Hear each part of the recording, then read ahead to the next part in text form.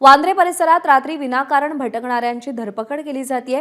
काल रात्रीपासून वांद्रे पोलिसांनी 10 ते 12 जणांची उचलबांगडी केली आहे। काही सराईत गुन्हेगारांनाही पोलिसांनी ताब्यात घेतलंय। ताब्यात घेतलेल्या गुन्हेगारांकडून हल्लेखोराची ओळख पटवण्याचा प्रयत्न सध्या सुरू आहे।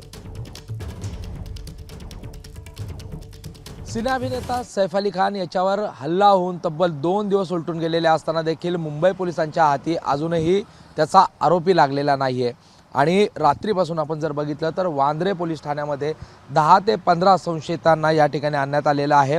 हे संशयित या परिसरामध्ये आजूबाजूला फिरत असलेल्या काही व्यक्ती आहेत, तर काही हिस्ट्रीवर असलेले आरोपी आहेत, ज्यांना या ठिकाणी आणून त्यांची चौकशी केली जाते आहे।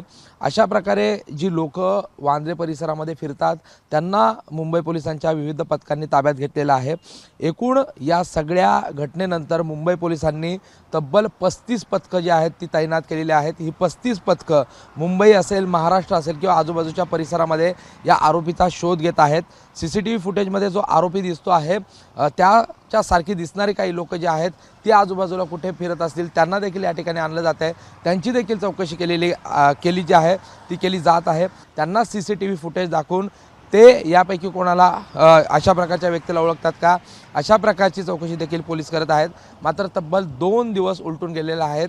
35 पथकं जी आहेत मुंबई पोलिसांची ती या आरोपीचा शोध घेत असताना अजून देखील हा आरोपी जो आहे तो पोलिसांच्या हाती न लागल्यामुळे पोलिसांचा तपास जो आहे तो ठिकठिकाणी सुरू असलेला पाहायला मिळतो आहे। कॅमेरा पर्सन गजानन बालापुलकरसह प्रशांत बडे, ABP माझा, मुंबई। ABP माझा, उघडा डोळे बघा नीट।